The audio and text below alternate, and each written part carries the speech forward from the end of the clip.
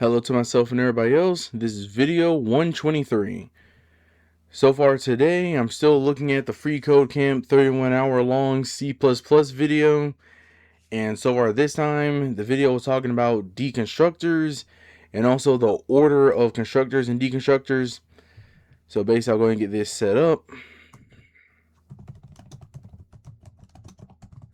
Just have this, I don't have to worry about typing in like std : before everything, but yeah, so basically with that and everything, the first thing we do and stuff with this is basically we set up a class. That was like one of the first things the video and stuff did.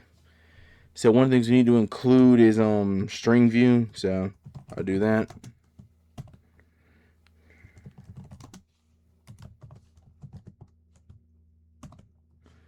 So I got this.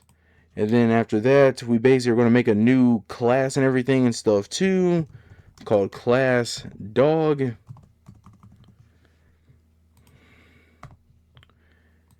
And so far with this, we're going to just start off with like the constructors and everything and stuff as well. So we'll make it public.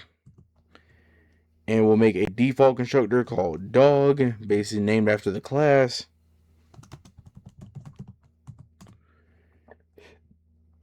And then we're going to make basically like the equivalent to like a header part of a function, where the next one is dog. And it'll be string view name param. Then it will be string view breed param. Then int age param.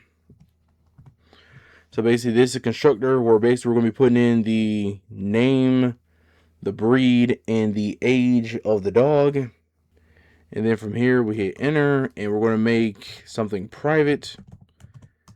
This will basically be the variables and stuff too we're going to be using for this, which basically just includes a string called name, a string called breed, and this will be a pointer right here, int p underscore age, and we'll put this inside a null pointer.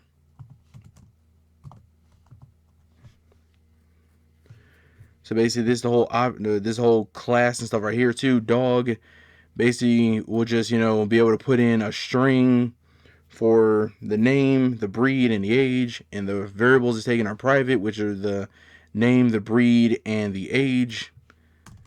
Then outside of it, what we do is we go ahead and we make the functions and everything and stuff for the class. Again, all this just based on the video and how they did it, so I'm just basically going off of that. Where it'll be dog, then we put 2 colons, and then dog again. And basically we'll just be putting this exact same thing here. So I'll just go and copy this.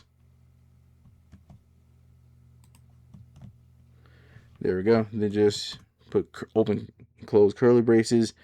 And inside of this will be multiple variables. So name equals name param. So it allows us to use the private string name, basically making a copy of that and everything. Also have breed equals breed param. So we can do the same thing with the breed. P underscore age equals new int. And so far again with the video, this right here is for the dynamic memory allocation right here. Basically this means again it will be, I forgot, basically be for dynamic memory allocation stuff too, because we're going to make a pointer and stuff for this. So under it we'll make a pointer called p underscore age equals age param. So this right here will be the pointer and stuff for it. And then under it will say cout dog constructor called for. Then from here we'll print out the name and an L. And if there we got one more function we gotta make too. Put some space so we can kind of tell the difference. And another one called dog, 2 colons. And here we have to put a symbol called a tilde. Basically this symbol and everything right here. And basically we'll put dog, colon stuff here, or parentheses of there, curly braces. And this will basically be used to delete so far p underscore age. Basically we'll release the memory from the pointer and everything and stuff up here. So basically in the pointer we're using to store the age, it's going to be like deleting that so we can have space and everything and stuff there as well. And then from there, cout dog destructor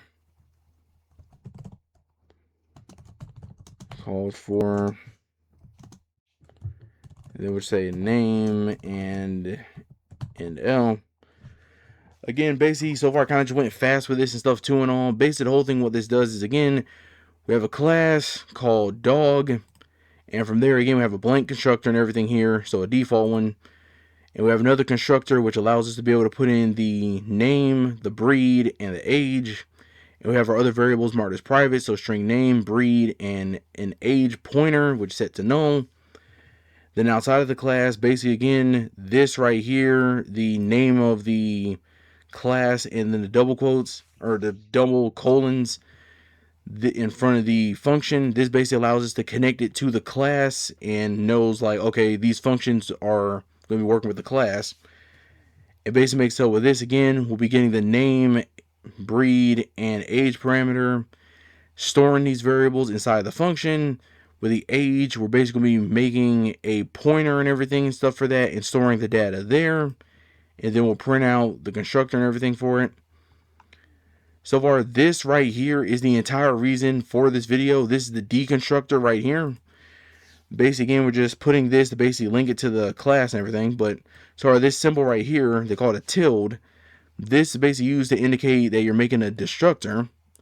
You put it in front of the name of whatever you're trying to destroy. So in this case, again, it will be stuff in the dog class.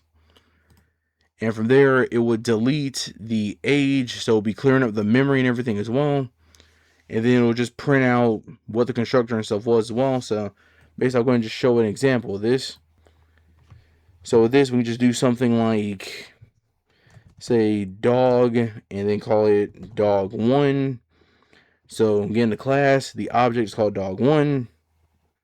And basically, just put parentheses in this.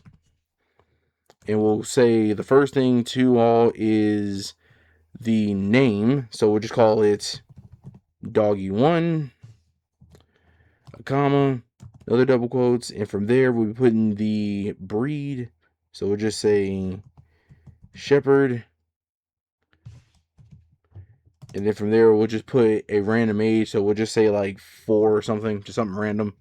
And we'll just go ahead and print real quick.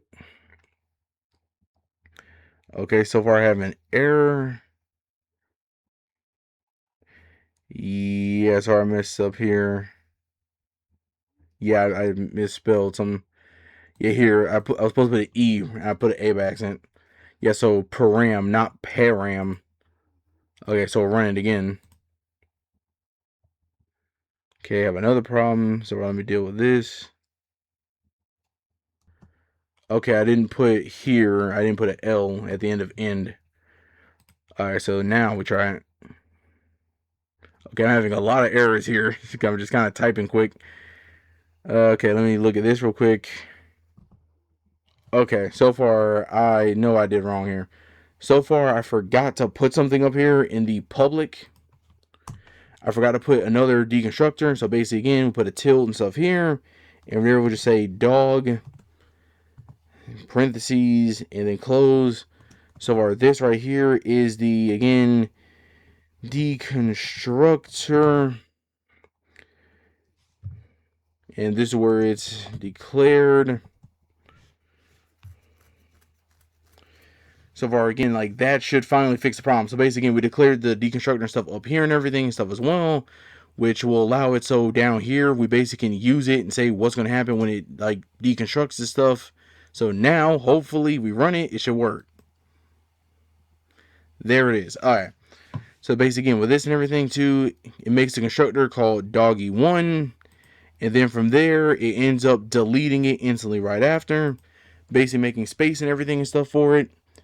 So far, that's really it. As far as I know, the deconstructor is mostly just good for if you use a pointer and then you just close, like, you make a pointer, put something in it, and then once you use it, just go ahead and say clear the space out so it isn't taken up and everything like that. That's the main thing I get from using this, I'm pretty sure. Again, I'm kind of just going through these a bit like early and all that, or really late, so I'm kind of still out of it. But again, just that was really the whole thing with the deconstructor, basically showing again, you put a tilde, then basically the name of like the constructor and everything stuff as well, and or the construct, yeah, a tilde, name of the constructor, and that will become a deconstructor. And then from there, again, you can just put the function, everything too, saying what happens when the deconstructor is called, what does it do. And for here, it deletes age, basically deleting the pointer and everything like that as well. So, whole thing, stuff like that too. Or making space and everything and stuff in memory for it. Or basically making space in memory. That's the whole thing. So far, the other thing it did in the video was this. Basically, just kind of showed you the order of like constructors and deconstructors.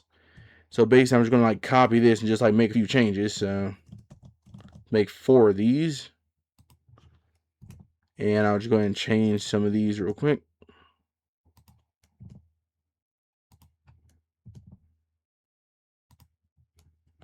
And that'll be 4.